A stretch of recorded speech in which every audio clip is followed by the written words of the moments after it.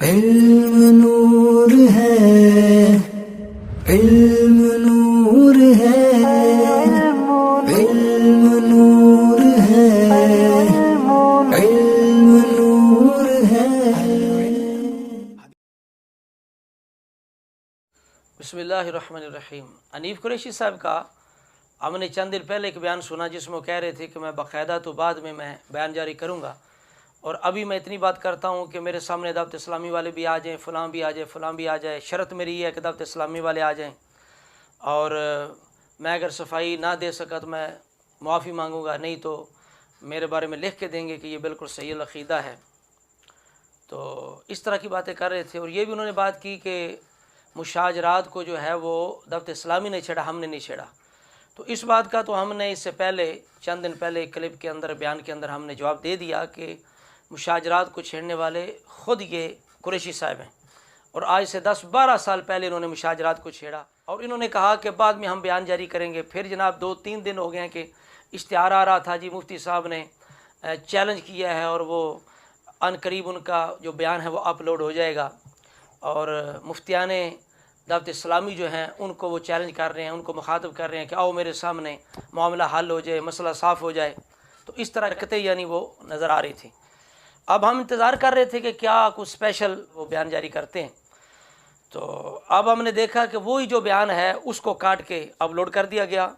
وہ جیسے آپ نے سنا ہے کہ جو گرجتے ہیں وہ برستے نہیں، ظاہری بات ہے۔ پہلے تو انہوں نے پہلے بیان کے اندر اظہار بھی کیا کہ بعد میں بیان جاری کروں گا، اب اشتہار بھی آیا جی مفتی صاحب بیان جو ہے وہ ان کا اپلوڈ ہوگا، بیان کریں گے، رات کو کریں گے، دن کو کریں گے، کل 12 بجے کریں گے، پرسوں 13 بجے کریں گے۔ اس انداز سے وہ اشتہار جو ہے وہ آتا رہا۔ تو ہم سمجھتے ہیں کہ مفتی صاحب نے اسی میں ہی خیر سمجھی کہ اگر میں زیادہ باتیں کروں گا تو اور جو ہے وہ میں گھیرا جاؤں گا، تو بہتری یہی ہے کہ اسی کلپ کا حصہ کاٹ کے اس کو نشر کر دیا جائے۔ تو ایسے ہی ہوا، ہمیں بھی یہی لگ رہا تھا۔ تو اب بات یہ ہے کہ وہ جس طرح کسی نے کہا کہ اندھوں میں کانا راجا، اب یہ قریشی صاحب کی اب حالت یہ ہو چکی ہے کہ اپنی قوم کو، اپنے احباب کو مطمئن کرنے کے لیے اس طرح کی حرکتیں کرتے ہیں، جبکہ انہیں پتہ ہے کہ ہر تنظیم کی اپنی ایک پالیسی ہے، کچھ رولز ہوتے ہیں، ان کے مطابق وہ ان کا سسٹم چلتا ہے۔ جس طرح آپ کی جو ٹیم ہے اس کی پالیسی ہے کہ حضرت امیر معاویہ رضی اللہ تعالیٰ عنہ کی شان و عظمت کبھی بھی بیان نہیں کرنی، مر جانا لیکن زبان پر اس صحابی رسول کی کبھی بھی شان و عظمت کی بات نہ لانا، ٹھیک ہے؟ اگر لانا بھی تو ان پر تان و تنقید کرنا، لیکن عظمت کی بات حضرت معاویہ کی نہ کرنا، یہ آپ کی پالیسی ہے۔ اور اگر ذکر اہل بیت کرنا ہے تو رافضیوں کی نقل پہ کرنا، یہ آپ کی پالیسی ہے، آپ کا جو رولز ہیں ان میں سے یہ چیز شامل ہے۔ تو کیا دعوت اسلامی کے کوئی رولز نہیں ہیں؟ ان کے بھی رول ہیں، وہ کبھی بھی ان بحثوں میں، مناظروں میں وہ نہیں پڑھتے۔ اسی وجہ سے اللہ تعالیٰ نے ترقی عطا فرمائی ہے کہ جو آج سے 2 سال پہلے کی تنظیمیں ہیں وہ پیچھے رہ چکی ہیں، اور یہ چند سالوں کے اندر اللہ تعالیٰ نے اسے عروج ثریا عطا فرمایا ہے۔ تو اس وجہ سے کر کے آپ یہ بتائیں کہ کبھی دعوت اسلامی نے کسی کو چیلنج کیا ہے؟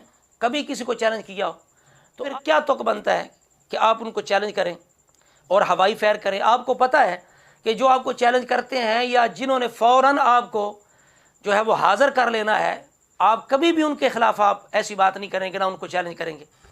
تو اس وجہ سے آپ دعوت اسلامی کو چھوڑیں، ان کا اپنا طریقہ کار ہے، جس طرح آپ کا طریقہ کار ہے، اور آپ کے اور ان کے طریقہ کار میں زمین آسمان کا فرق ہے۔ آپ صحابی رسول کی شان و عظمت بیان نہیں کر سکتے، آپ کو توفیق نہیں، جبکہ یہ حضرت معاویہ کی شان و عظمت بیان کرنا رسول اللہ کی سنت ہے۔ رسول اللہ نے خود نام لے کر حضرت معاویہ کی شان بیان کی، اہل بیت نے ان کی شان و عظمت بیان کی، ان کا دفاع کیا، صحابہ کرام نے ان کی شان و عظمت بیان کی، ان کا دفاع کیا، محدثین، مورخین، صلحاء، علماء، اولیاء، سب نے ان کی شان و عظمتوں کو بیان کیا ہے، لیکن آپ کو توفیق نہیں ہے۔ داتا صاحب نے ان کی عظمت بیان کی ہے، پیران پیر غوث پاک دستگیر نے ان کی شان و عظمت بیان کی ہے، لیکن آپ کو توفیق نہیں ہے، چونکہ آپ کا خاص ایک مشن ہے، ساری دنیا جانتی ہے۔ جس طرح آپ کا ایک رول ہے، آپ کا جس طرح مشن ہے، پالیسی، اس طرح ان کے بھی ایک رول ہے اور ان کا بھی مشن پالیسی ہے۔ اور آپ دعوت اسلامی کے مفتیان کو پکارتے ہیں، آپ تو دعوت اسلامی کے جو شاگرد ہیں ان کے ساتھ آپ بات نہیں کر سکتے، رب کعبہ کی قسم۔ آپ تو جلالی صاحب تو دور کی بات ہے، جلالی صاحب کے شاگردوں سے آپ بات نہیں کر سکتے۔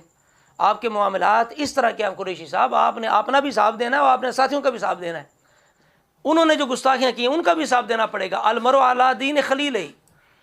تو لہٰذا آپ دعوت اسلامی کو للکار رہے ہیں، آپ کو پتہ ہے کہ ان کا اپنا سسٹم ہے، جس طرح آپ کا نظام ہے۔ آپ ان کو چیلنج کریں، ہم آپ کو چیلنج کرتے ہیں کہ آپ اپنے مدرسے کے اندر، ضیاء العلوم کے اندر شان و عظمت حضرت معاویہ کانفرنس کر کے دکھا دیں، آپ نہیں کریں گے۔ جبکہ صحابی رسول ہیں، سب نے ان کی تعریف کی ہے، لیکن یہ اپنا ان کا نظام ہے دعوت اسلامی کا، وہ مناظروں میں نہیں پڑھتے، وہ اس طرح کی بحثوں میں نہیں پڑھتے۔ تو آپ اگر پکارنا چاہتے ہیں، للکارنا چاہتے ہیں، چیلنج کرنا چاہتے ہیں، تو آپ جناب علماء اہل سنت کو للکاریں۔ آپ کہیں جی سنی کوئی بھی مفتی میرے سامنے آ جائے، میں اپنی صفائی پیش کرنے کے لیے تیار ہوں، پھر دیکھتے ہیں آپ کا کس طرح گھیرا تنگ ہوتا ہے۔ اب جو نیا بیان جاری ہوا اس کے اندر یہ کیا جناب 2-3 دن انتظار کروا کے ہم نے سمجھا شاید کوئی نیا بیان آ رہا ہے، تو اس کے اندر کیا جناب، اس کے اندر کیا لکھا گیا کہ دعوت اسلامی کے مفتی صاحبان میرے سامنے آئیں اور اس بحث کو ہمیشہ کے لیے ختم کریں۔ اب ان کا کچھ آنے والا ہے بیوقوف، اس نے جناب کس گھٹیا انداز سے اسی پوسٹ کو شیئر کیا، کہتا ہے دعوت اسلامی کے نام نہاد مفتی ذرا ہمت کریں اور مناظر اسلام کا سامنا کریں، اس بحث کو ہمیشہ کے لیے ختم کریں۔ مفتی اعظم پاکستان مفتی محمد حنیف قریشی صاحب کا کھلا چیلنج۔ کیا ہوا میں آپ جناب شرلائیاں چھوڑ رہے ہیں اور ہوائی فائرنگ کر رہے ہیں؟ آپ ذرا ہمت کریں، مفتیان اہل سنت کو پکاریں کہ بھائی کوئی بھی سنی عالم میرے سامنے بیٹھ جائے، پھر دیکھتے ہیں کتنے مفتی آپ کے سامنے آتے ہیں یا نہیں آتے، پھر اگلی بات ہوگی۔ اس انداز سے آپ بات کریں نا۔ اب نیا جو انہوں نے بیان جاری کیا اس کے اندر انہوں نے یعنی اسی انداز کے ساتھ کہ یہ اپنوں میں اپنے نمبر بنانے کے لیے، مطمئن کرنے کے لیے یہ اس طرح کی حرکتیں کر رہے ہیں، اور اس کے اندر وہ بھی جھوٹ بولے اور بالکل بے بنیاد باتیں کی۔ مثلا کہتے ہیں جی سبقت لسانی کی وجہ سے جو مجھ سے الفاظ ادا ہوئے، سبقت لسانی کی وجہ سے، حالانکہ یہ بھی ایک فیشن بن چکا ہے کہ سبقت لسانی، وہ بندے کا نظریہ، عقیدہ، مزاج، وہ سب کو معلوم ہوتا ہے کہ یہ بندے کی سبقت لسانی ہے یا کہ کچھ اور ہے، اور وہ ایک دفعہ ہوتی ہے۔ حضرت معاویہ کے بارے میں بار بار سبقت لسانی سبقت لسانی، آپ نے اس وقت خود اپنی سبقت لسانی کا رد کر دیا پہلے بیان کے اندر، جس میں آپ نے نو ڈیمانڈ معاویہ کہا تھا۔ آپ نے کہا تھا کیا سمجھتے ہو ایسے ہی میرے منہ سے نکل جاتا ہے؟ اور میں جان بوجھ کے کرتا ہوں، تم کیا سمجھتے ہو میرے منہ سے ویسے نکلتا ہے؟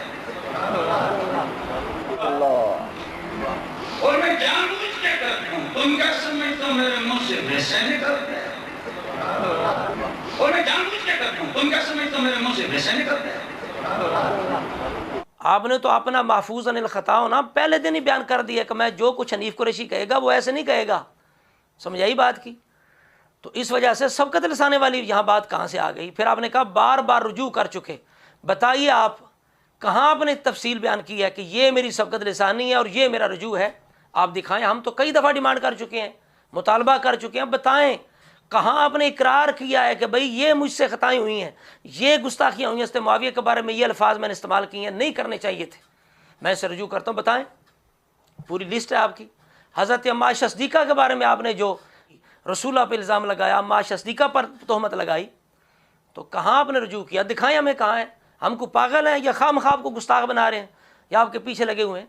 بھئی بتائیں نا کہاں رجوع ہے، اگر رجوع آپ کا ہے تو ہم جناب سلوٹ کریں گے، آپ کو سلام پیش کریں گے، ہم معافی مانگیں گے جی آپ کے بارے میں ہم ایسے باتیں بناتے رہے، تو رجوع دکھائیں کہاں ہیں۔ پھر آگے کہتے ہیں جی مشاجرات، جس طرح ہم نے پچھلے بیان کے اندر اس بات کا رد کر چکے ہم کہ 10-12 سال پہلے آپ مشاجرات کو خود چھیڑ چکے ہیں، یہ بھی آپ کی کذب بیانی اور مکاری ہے۔ بجائے اس کے کہ آپ مجھ سے سوال کریں میں جواب دے دیتا ہوں۔ علی اور جناب معاویہ کی جنگ ہوئی، ہم علی کے حق میں تھے، معاویہ کے خلاف،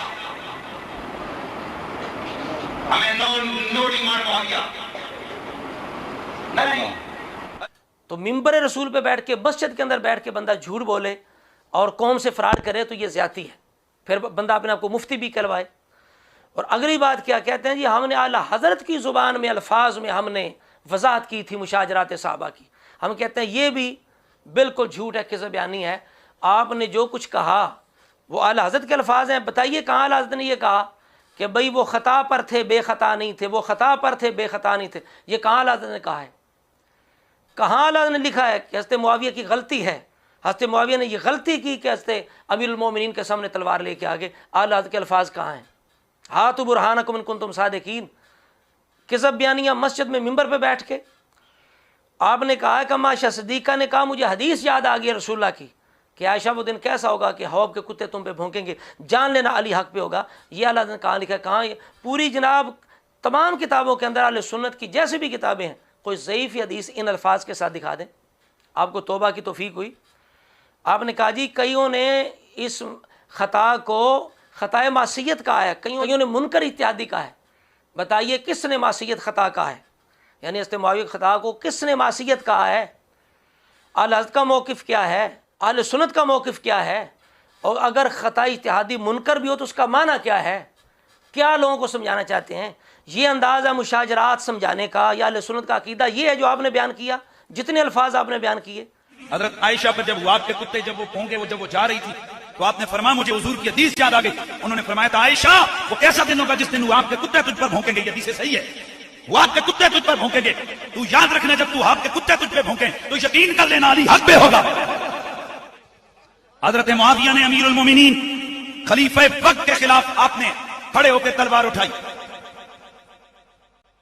جناب معاویہ نے غلط کیا، ان کی یہ غلطی ہے.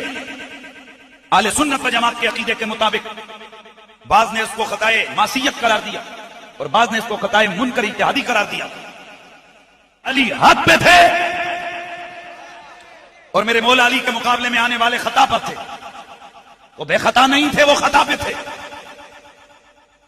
بتائیے یہ الفاظ، یہ انداز اہل سنت کی کتب میں کہاں ہے مشاجرات صحابہ کے بارے میں عقیدہ اہل سنت سمجھانے کا؟ پھر آپ اعلیٰ حضرت پہ تہمت لگا رہے ہیں کہ ہم نے اعلیٰ حضرت کے الفاظ میں عقیدہ سمجھایا. یہ میں آپ کو اعلیٰ حضرت کے میں الفاظ آپ کو پڑھ کے سناتا ہوں. اس رسالہ مبارک کا نام ہے اعتقاد الحباب فی الجمیل والمصطفیٰ والآل والاصحاب.